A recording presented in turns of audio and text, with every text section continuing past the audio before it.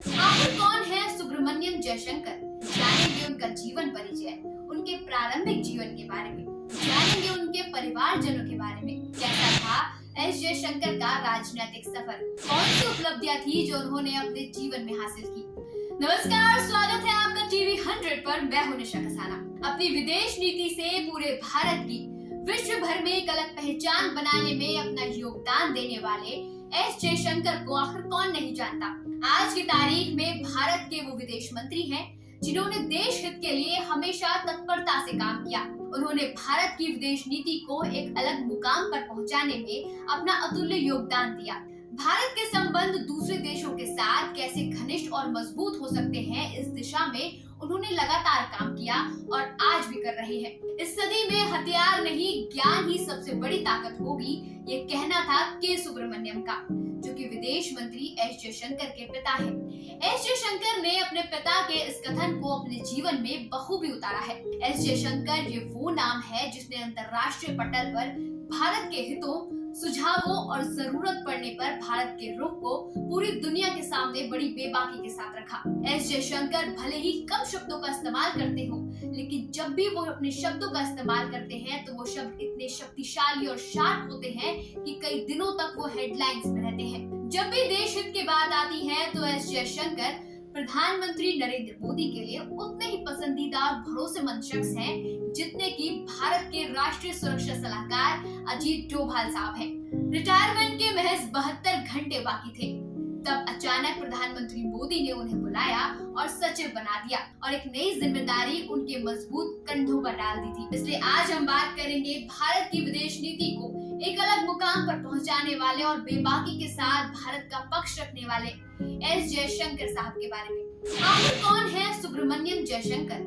जानेंगे उनका जीवन परिचय, उनके प्रारंभिक जीवन के बारे में, जानेंगे उनके परिवारजनों के बारे में। कैसा था एस जयशंकर का राजनीतिक सफर? कौन सी उपलब्धियां थी जो उन्होंने अपने जीवन में हासिल की? यहाँ तक कि आज की तारीख में वो कुल कितनी संपत्ति के मालिक हैं, इन तरह के तमाम सवालों के जवाब आज हम जानेंगे। एस जयशंकर, जिनका पूरा नाम है डॉक्टर सुब्रमण्यम जयशंकर। इनका जन्म 9 फरवरी सन 1955 को हुआ था। ये एक ब्राह्मण परिवार से संबंध रखते थे।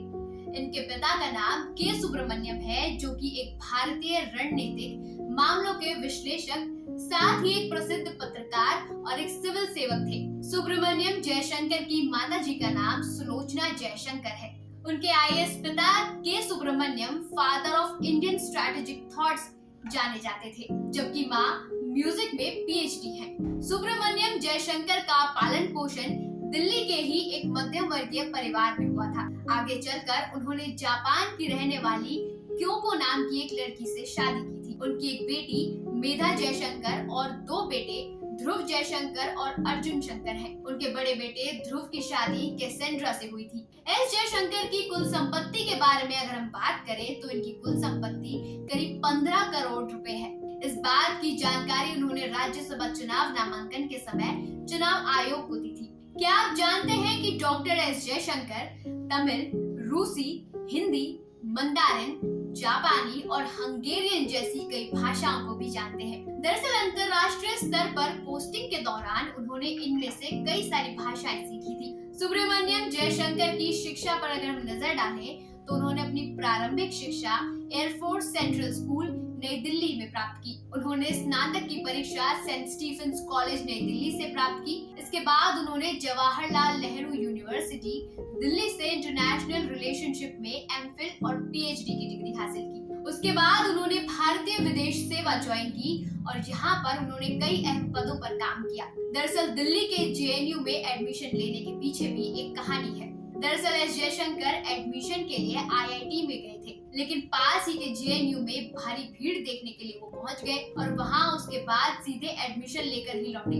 और ये वही जगह थी जहां उनकी मुलाकात अपनी पहली पत्नी शोभा से भी हुई थी। पहली पत्नी शोभा की कैंसर से मौत के बाद एस जयशंकर साहब ने जापानी मूल की क्योको से शादी की। डॉक्टर एस जयशंकर के बड़े बेटे ध्रुव अमेरिका में रहते हैं और वहाँ के थिंक टैंक के साथ काम करते हैं। उनकी बहू कसांड्रा एक अमेरिकन है और उनकी बेटी मेधा लॉस एंजलिस में फिल्म इंडस्ट्री में है।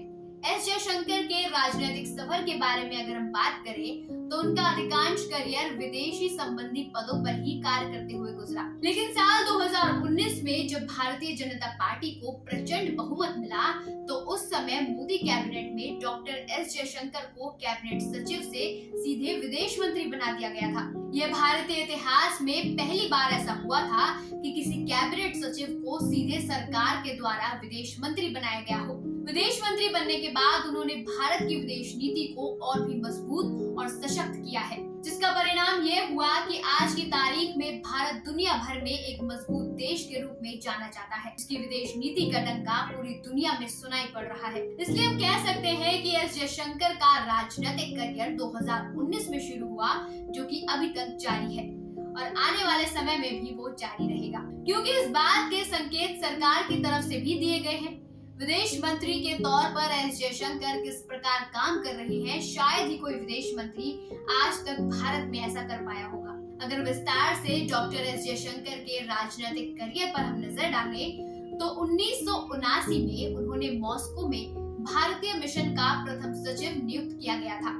वर्ष 1985 में वह वॉशिंगटन डीसी में एस जयशंकर भारतीय दूतावास के प्रथम सचिव बने थे। इसके अलावा वर्ष 1988 में वह भारतीय शांति सेना यानी IPAF के राजनीतिक सलाहकार और श्रीलंका में भारतीय मिशन के प्रथम सचिव बने थे। वर्ष 1996 की अगर हम बात करें तो एस जयशंकर टोक्यो में भारतीय दूतावास के उप प्रमुख बने।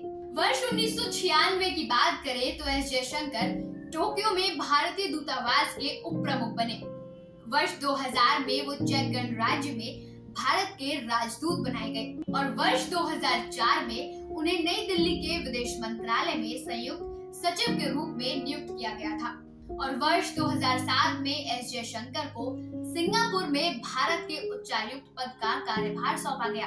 वर्ष 2009 की बात करें तो 4.5 साल के कार्यालय के साथ चीन में भारत के सबसे लंबे समय तक सेवा देने वाले राजदूत के रूप में जाने गए। सितंबर 2013 में उन्होंने संयुक्त राज्य अमेरिका में भारत के राजदूत के रूप में काम किया।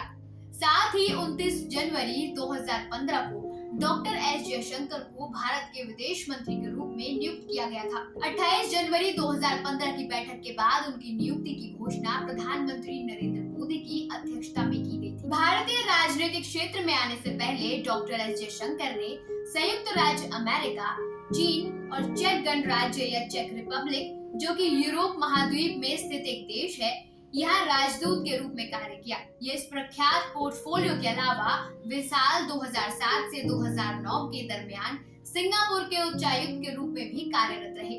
डॉक्टर एस जयशंकर ने भारत अमेरिका असैन्य परमाणु समझौते पर बातचीत करने में भी महत्वपूर्ण भूमिका निभाई। प्रधानमंत्री मोदी डॉक्टर एस जयशंकर के काम और देश के प्रति उनकी कर्तव्य निष्ठा के इतने ज्यादा कायल हैं कि साल 2015 में सेवानिवृत्ति होने के महज 2 दिन पहले जयशंकर को भारत का विदेश सचिव नियुक्त किया गया।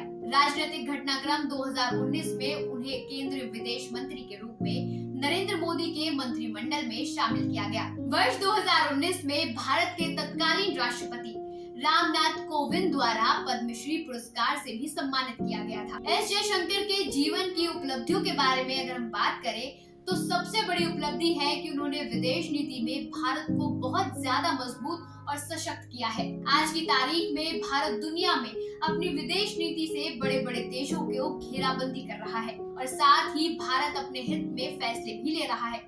यह इतिहास में पहली बार हो रहा है जब भारत विदेश नीति इतनी मजबूत कर रहा है। आज के समय में भारत ने अपनी विदेश नीति से अमेरिका और यूरोप के कई बड़े देशों को चित कर दिया है। भारत आज अपनी बेबाकी बयान से पूरी दुनिया में जाना जाता है। एस जयशंकर के यूं तो कई बयान बहुत बेबाक और प्रभावशाली होते हैं, लेकिन कुछ बयान ऐसे होते हैं जो आगे चलकर यादगार बन जाते हैं। उनका एक बयान ऐसा ही काफी चर्चित भी था, जहां पर उनसे एक पत्रकार ने पूछा कि भारत रूस से कच्चा तेल क्यों ले रहा है, जबकि उसके ऊपर कई प्रकार के प्रतिबंध लगाए गए हैं। इस पर भारत का जवाब था कि भारत जितना तेल महीने में लेता है उतना तेल तो यूरोप के देश दोपहर के लंच ब्रेक में ही ले लेते हैं। कि आज के समय में आखिर ये कहां स्टैंड करती है और आने वाले दिनों में भारत और भी तेजी के साथ विदेश नीति को मजबूत करेगा ताकि देश के हित में फैसले लिए जा सके। इसके अलावा भी उन्होंने अपने जीवन में कई सारी उपलब्धियां हासिल की हैं। उनके द्वारा किए गए कार्य बेहद ही सराहनीय है। एस जयशंकर भारत के आर्थिक हितों के साथ साथ सुरक्षा क्षेत्र की अनिवार्यता को भी अच्छी तरह से समझते हैं और उन्होंने उसके बीच सही संतुलन भी बिठाया है।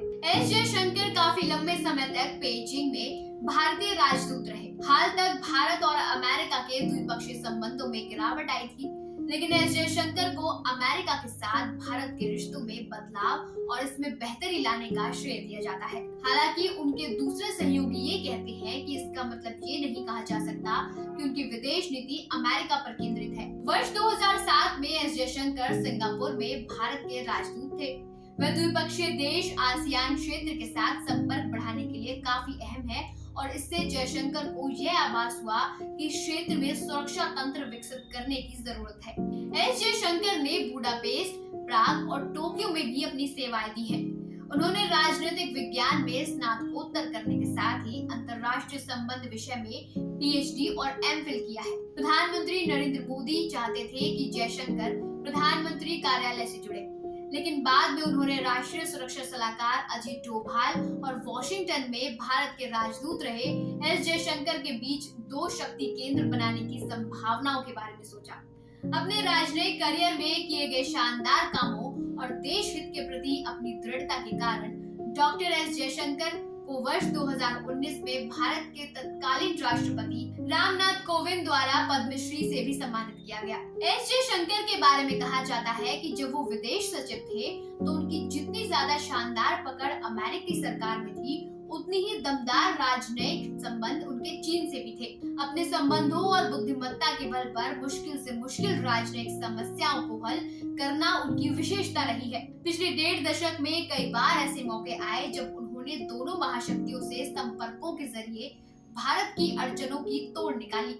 एस जयशंकर ही वो शख्स हैं जो उस समय दुनिया की इन दोनों महाशक्तियों की नब्ज पहचानते हैं। विदेशी नीति की बारीक पहलुओं के जरिए समस्या हल करने में वो उस्ताद रहे हैं।